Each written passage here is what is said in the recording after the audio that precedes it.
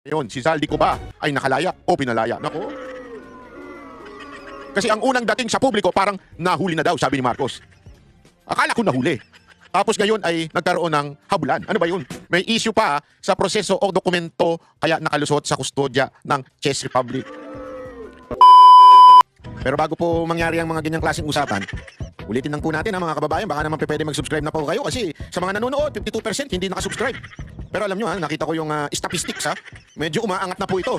Marami na po ang nanonood na nakasubscribe. Pero kung maaari pa, yung iba pa, yung remaining na nanonood, baka naman pwede hong tayo mag-subscribe. Okay. Ito na nga, ng nakalaya o pinalaya o ano man ang ano. Hindi na natin maintindihan, di ba? Ito, panoorin natin ito. Natatawa ako nung pinanonood ko ito kasi alam na alam mong balu-baluktot na yung script ng gobyerno, pero pilit pa rin nilang tinutuwid o binabago. Paso na ang passport na hindi na lang ipinakita ni dating Congressman Zaldico noong nagtangka siyang pumasok sa Germany mula sa Czech Republic, ayon po yan sa DFA. At kanselado naman ang dalawa pa niyang passport. Naisumiti na rin ng Philippine Center on Transnational Crime ang mga dokumentong kailangan para sa paghingi ng Interpol Red Notice laban kay Ko. Saksi, si Marie Zumali. What is his status right now? Is he free? The exact information, he is no longer within the territory of the Czech Republic. So he's free. He is not detained. He is not detained, so he is free. Yes. Kumpirmado, wala na sa kustodiya ng Czech authorities si dating Congressman Zaldico at wala na rin daw siya sa Czech Republic. Zaldico is no longer in the custody. Mismo si Acting Justice Secretary Frederick Vida ang nagbalita nito matapos ang pulong niya sa Czech Minister of Justice, Deputy Minister of the Interior at Deputy Minister of Foreign Affairs Lunes ng hapon dito sa Prague. Pero hindi raw sinabi sa kanila ng Czech counterparts kung kailan nakalaya si Ko at kung saan siya nag-exit. Kaya ang tanong ng bayan, nasaan na nga ba si Zaldico? Base sa anyay intelligence sources, nasa Schengen area pa si Ko. Pero hindi niya masabi kung saan sa 29 na bansang kasama sa Schengen area. That information, what we can confirm is that he is within the Schengen. That is the workable intel that we have. Why can't we confirm where exactly in the Schengen area is Zaldico? Because that information was not relayed to us. The Philippine government is not without resources. Diba? That's why we... Read between the lines. The government, sabi niya is wala daw, hindi mo daw masasabing walang resources. Alam pala niya So ibig sabihin, alam talaga nila kung asan si Zaldico. Malamang bago pa ito pumunta, na-confirm na nila yung mga nangyayari. Ayaw lang sabihin sa taong bayan.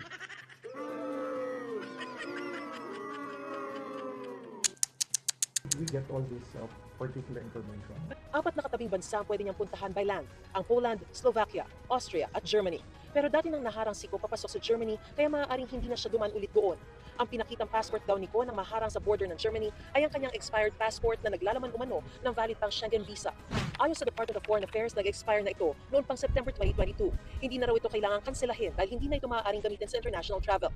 Nilinaw din ng DFA na ang dalawang passport ni Ko na isang regular at isang diplomatic passport, kinansela nila batay sa isang court order noong December 2025.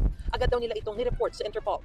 Kasunod na setback sa paghabol kay Ko, sinabi ni Senator Ping Lacson na walang ibang maaaring sisihin kundi ang gobyerno sa nasayang na oportunidad. Actually, hindi lang gobyerno, pati ikaw. Dapat ka na rin sisihin. Di ba dati napabalita nga na ito daw ay dapat magte-testify na kaya lang ayaw payagan via Zoom etong si Zaldico. Tapos ngayon, parang anong siya na dapat nating hanapin si Zaldico. Noong dating meron kayong meron kayong ways. Hindi nyo pinaharap sa Blue Ribbon, tapos ngayon, ayan ka na naman.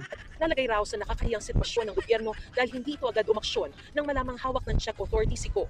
Tinawag naman ni Akbayan Party List Representative Shell Jokno na isang malaking kapalpakan ang nangyari. Ay, talpalpak talaga kayo. Si Interior Secretary John Vic Remulla inaming nagkamali sa pahayag na mapapawi si Ko sa loob ng 3 linggo. Nagkamali raw siyang isipin na parehong magiging proseso ng pagpaparepatriate ng Pilipinas at ng Czech Republic. Doesn't the President feel compelled to issue an apology over the announcement that he made himself? Balik ko ang tanong, saan po siya dapat mag-apologize? Yun ang asawa. Ang asawa ni Marcos. Pinagtanggol na naman siya. Bakit daw ba kailangan mag-apologize? Ay, nako. Aling Claire, makinig ka. Si Marcos ang una nagsabing nahuli na. Hindi pala. Kasi pag sinabi mong nahuli, hindi ibig sabihin walang kasalanan ginawa yung tao. Kahit anong palusot nyo sa salitang arrested, yan ang talagang meaning ng nahuli, na aresto. Kasi hindi mo pwedeng sabihin na ang Tagalog ng arrest is aresto. Hindi yun. Hindi yun ang tunay na makabuluhang Tagalog nun. Ang tunay ay nahuli. When you say nahuli, kasi may ginawang hindi tama, may ginawang krimen, kaya nahuli. Hindi mo pwedeng sabing napatigil, na stop, na hold. Hindi pwede. Kasi when you say na hold, meron lang tinitingnan doon sa dokumento. Kasi always remember, when you interpret a word, you have to understand the context where it was used. Diba? Kaya yan minsan marami ang nagiging pumapasok sa false teaching. Literal yung pag-interpret sa isang scripture, hindi tiningnan yung konteksto ng buong scripture na yun. Ayoko nang pumasok dyan, kundi papasok tayo sa awayan, debate ng mga relihiyon. Kaya maraming klase ng Kristyanismo Kasi marami dyan ang minimisinterpret, hindi binabasa kung kailan sinulat yun, kailan sinabi yun, anong panahon nun, sino nagsabi, kanino sinasabi. You have to get the entire context for you to understand that particular verse.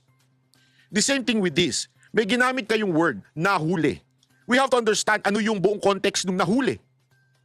Nahuli ba saan? Sa Pilipinas? Hindi. Saan siya nahuli? Sa ibang bansa. Anong ibig sabihin na nahuli sa ibang bansa? Pag sinasabi mong na-stop siya, na-pause siya, hindi nahuli ang ginagamit na term doon. Kasi pag pumasok ka ng isang bansa, palpak yung dokumento mo, ang tawag sa'yo, it's either A to A ka, airport to airport, or na-hold ka sa immigration. O ikaw ay napatigil sa immigration. Hindi mo gagamitin ang salitang nahuli. Kung ako papasok ng Japan, at sinabi ng isa kong kaibigan doon sa aking tatay, sasabihin niya, "Huy, si Banat Bay nahuli sa Japan." Anong iisipin mo? Sige nga, tanong ko kayo. Pag may nagbalitang newspaper o media, Banat Bay nahuli sa Japan. Umihii sa kanto. Hindi ba pag sinabi mo nahuli sa Japan, hindi naman pwedeng ano kaya siya? Nahold kaya siya kasi wala siyang visa sa Japan? Nahold kaya siya kasi yung kanyang passport ay mag-e-expire na? Hindi. Ang unang papasok talaga sa utak mo, nahuli siya kasi may ginawa siyang masama. May ginawa siyang mali. So nahuli siya. Oh. In other words, naaresto. O kanino yung salitang nahuli nang galing? Sa Pangulo. Anong sabi niya? Pababalikin namin agad-agad. Nababalik nyo? Hindi. Tapos sasabihin mga, anong dapat niya ikasori? Ay, tanga. Yan ang problema sa'yo, Aling Claire. Mali ka na ipagpipilitan mo pa rin tama ka. Alam mo, yun yung mga ganyan tao ang hinihiwalayan. Pag mga ganyan asawa nyo, hiwalayan nyo na. Asawa ba? Kasi sabi ni Sir Jack, parang asawa daw to ni Marcos Daig pang pagtangtanggol Totoo. Oh. Kaya tignan nyo yung Ali na yan, ha? Maling-mali siya dito, hindi dapat mag-sorry. Ano daw ba dapat ikasorry? Ang pagsosorry nyo kasi palpak ang lengguwaheng ginamit ninyo at nagmagaling kayo, nagmarunong kayo. Nahuli, simple may ginawa siyang masama doon, nadakip na siya, nahuli na siya. Ina naman. Sorry. Nakakabuisit, ginagago sobrang Pilipino Alam mo Aling Claire, yan ang problema Masyado ninyong ginagago ang Pilipino na akala nyo naman nakakagago kayo. Hindi nyo alam kayo lang ang gago. Lahat naman po tayo ay umasa. Lahat naman po na dapat gawin ay ginawa ng Pangulo at ng administrasyon. Ang kanyang inireport naman po ay tama. Ayon kay Vida, malinaw anyang hindi nagkamali si Pangulong Marcos sa anunsyong nahuli si Ko. Hindi yung premature. Because when our president made that announcement, that was the facts available na narito sa Czech Republic. Hindi umano nagkulang ang ating law enforcers, pero iba raw sana ang naging resulta kung may hawak na tayong red notice. Kung may red notice, that serves as arrest warrant. So the obligation now of the 196 member countries of Interpol is to detain the person. Nobyembre pa nagsimula ang aplikasyon para sa isang red notice kay Ko, pero may mga dokumentong dalang team dito sa Prague na kalalaki pa lang sa aplikasyon. So may malaking kakulangan tayo dahil hindi natin naisumite ang lahat-lahat para makuha yung red notice na kinakailangan natin. Do we admit at the very least that there was also some fault on our end? Hindi ho, kasi may proseso ang Interpol kung kailan at paano nila ini-issue ang red notice. Yes. Yung sinasabing kulang na yon, pinag-aralan natin nga kung ano yung sa mga successful na folder tayo, inulit natin. Wala naman nagsabing kulang. Kung kukumpletuhin, tama ka doon. Pero pag tinignan natin, di ba? Ito yung mga nasa ibang folder na successful. So inulit natin, pinatibay natin, nag-coordinate tayo, nakuha tayo ng mga official documents from the COA, from the Ombudsman, even from the Sandigan Bayan. We have already sent it to the Secretariat of France, Lian France, and we expect with that those amount voluminous talaga na documents which they need, we expect na they can eventually grant us. Sabi ni international law expert Professor Michael Pugh, hindi naman kakaiba na inaabot ng buwan ng Interpol bago desisyonan ang Red Notice request dahil nire-review para ito ng maigi ng mga eksperto ng Interpol. Kasi meron sa constitution ng Interpol na hindi pwedeng manghimasok ang Interpol sa political na mga issues ng isang bansa. So, I think makikita natin before nag-i-issue ng red notice yung Interpol kapag klarong-klaro yung halimbawa yung krimen ay murder or physical assault, yung mga ganun.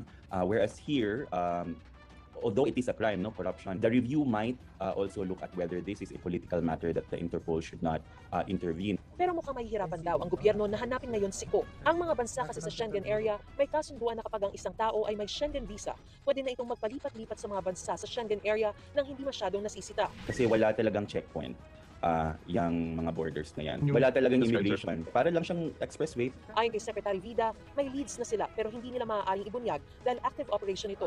Kampante raw siyang maibabalik pa rin sa Pilipinas si Ko para mapanagot sa mga kinakaharap niyang kaso. Mataas ang kumpiyansa, 99%. Why not 100? Because he leaves something to chance. Hindi ko mag-get. Alam mo yun, ito yung, kaya nga sabi ko sa inyo, yung teorya ko na, bakit parang kumpiyansa pa rin siya? 99%. Palpak na nga kayo, kumpiyansa ka pa rin. Again, hindi ko pinupuna yung DOJ secretary dito. Hindi yan ang punto ko dito. Hindi ko siya pinapahiya. Pero may alam siya na hindi niya sinasabi sa taong bayan.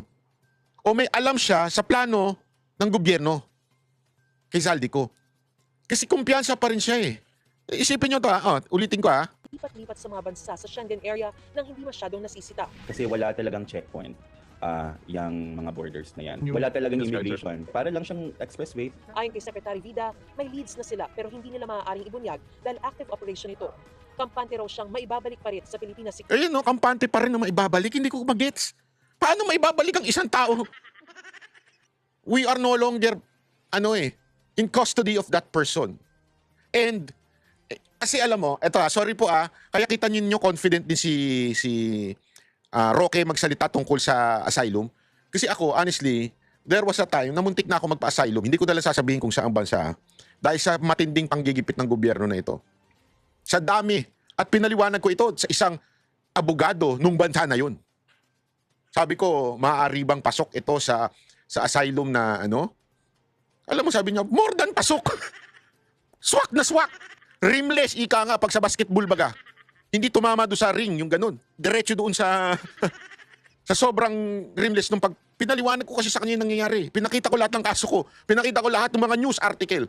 Sabi niya, pasok na pasok yan. Kaya lang, eto yung hirit niya.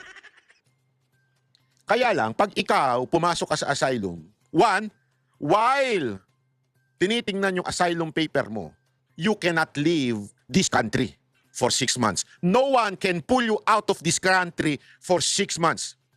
Until inaaral ang iyong papers.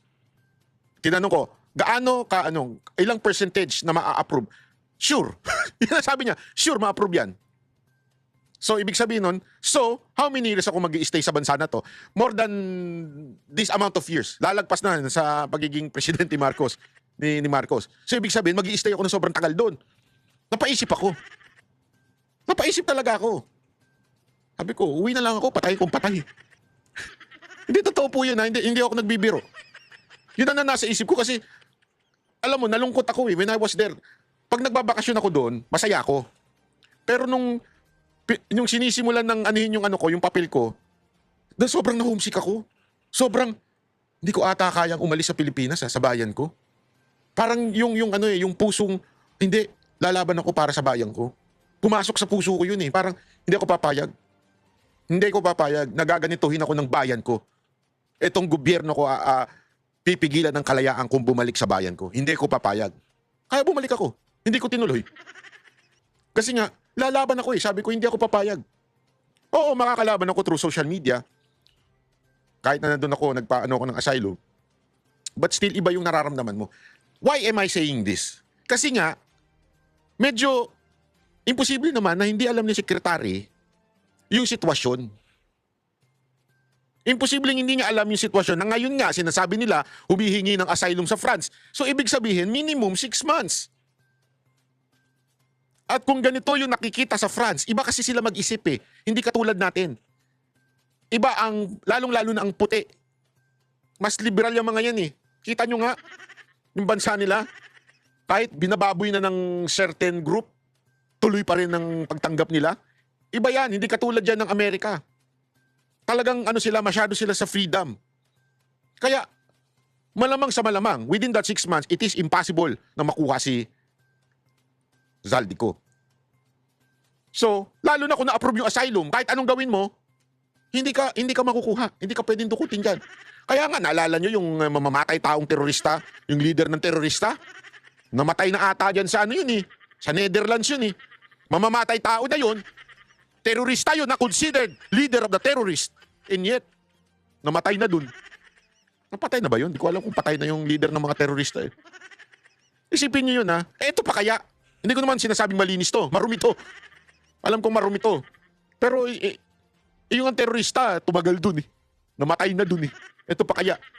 Di ba kaya nga, hindi ko alam kung saan nakukuha ni DOJ Secretary yung 99% sure maibabalik yan. Unless, eto na, pumapasok yung unless may kasunduan. Huwag mo ituturo ang daliri mo kay Bongbong Marcos. Safety ka na. Ang ituro mo, yung pinsan niyang nagbabanta ng kung ano-ano. Hindi, minsan mapapaisip ka talaga. Is that the reason why nagpunta si DOJ Secretary? This is a question. Again, tanong po ito, mga kababayan. Hindi ko po hinuhusgahan, hindi ko po ginajudge or nagsasabi ng facts. No, I'm not. I'm asking this. Mapapaisip ka talaga na maigi. Bakit ganun? Yeah? Bakit ganun ang pananalita nila amidst na pumalpak na nga sila ng todo-todo dito sa issue na to? Palpak sila dito todo-todo. Sobrang palpak nila. Ang lakas pa rin ng loob nilang magsabi na, hindi, ano yan? Maiuwi yan. Amidst the kapalpakan nila.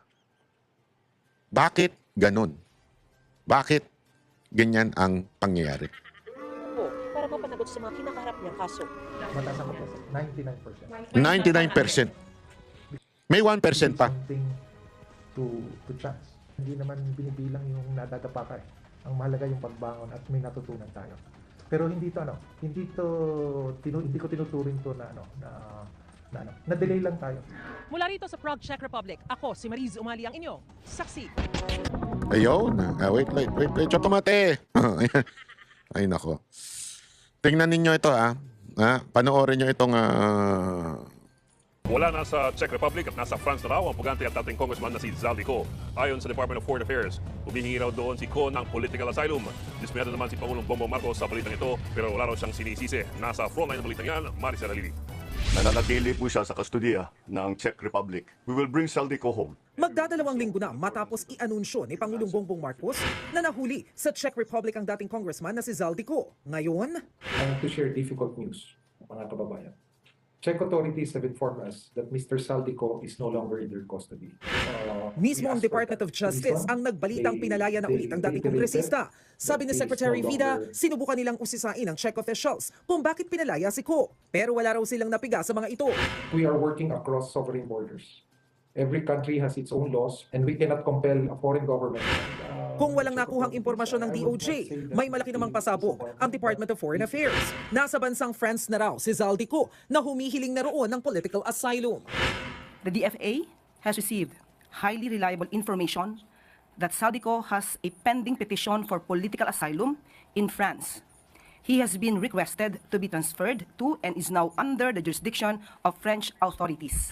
Sa ngayon, hindi pa malinaw kung mula Prague ay dumiretso na si Ko sa France. Ang sigurado, malaya siyang makakaikot sa lahat ng Schengen countries o yung mga bansa sa Europa na walang border checks. Pero paglilinaw ng DFA, noong December pa nila kinanselang isang regular passport at isang diplomatic passport na nakapangalan kay Zaldico alinsunod sa utos ng korte. Agad din nila itong inireport sa Interpol. Posible raw na ang isa pa niyang passport na nauna nang nag-expire noong September 2022 ang ginamit ni Ko sa tangkang pagtawid sa Germany mula Czech Republic. Kaya hindi na rin daw ito kailangang kanselahin. Political persecution ang ginawang batayan ni Zaldico sa paghingi ng asylum. Pero giit ng palasyo, hindi pa mumulitika ang ginagawa kay Ko dahil sangkot siya sa korupsyon. Alam natin na bago pa man nangyari ang lahat, siya ay hinahabol na at pinababalik dito para sagutin ang mga alegasyon. Wala pong masasabing political persecution dito. Maliwanag po yan. Si Pangulong Marcos, dismayadong nakalaya si Ko mula sa Czech authorities. Pero wala raw itong sinisisi sa kahit na sinong gabinete. Wala rin daw dahilan para humingi ng paumanhin ng Pangulo kahit pa marami ang nalito sa kanyang anunsyo. Saan po siya dapat mag-apologize? Lahat man po tayo ay umasa. Ang kanyang inireport naman po ay tama. So, wala po tayo nakikita na maaaring sabihing pagkakamali ng Pangulo. Nakatakdang Wow! Ang kapal ang mukha mo! Tulong si Pangulong Marcos sa ambassador ng France bukas. Ipinatawag din ito ang Chargé d'Affaires ng Czech Republic para mapag-usapan kung ano-ano pa ang pwedeng gawin para maibalik sa Pilipinas si Zaldico. Nagbabalita mula sa Frontline, Maricel Halili, News 5. Kaugnay ng balitang yan, posible raw na gumulong ng higit 2 taon bago makapagdesisyon ng gobyerno ng France sa hiling na political asylum ni Zaldico. Ibig pong sabihin, habang pending ang kanyang asylum application, hindi muna siya pwedeng galawin. Hindi pala, 6 months pala dun sa bansang ina-applyan ko. Ito pala, 2 years. Tapos 99% na mapapauwi nyo. The only way na mapapauwi nyo si Zaldico dahil gusto niya nang umuwi. Bakit niya gusto yung umuwi? May banta nga daw siya. Malamang. Wala na siyang banta kung gusto man niyang umuwi. Kaya 99%. So, ibig sabihin,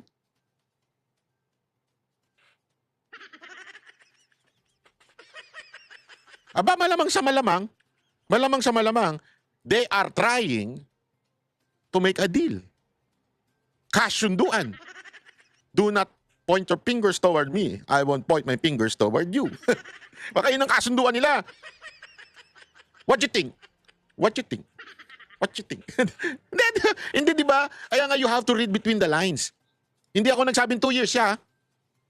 Yan ang piniwanag ng international law expert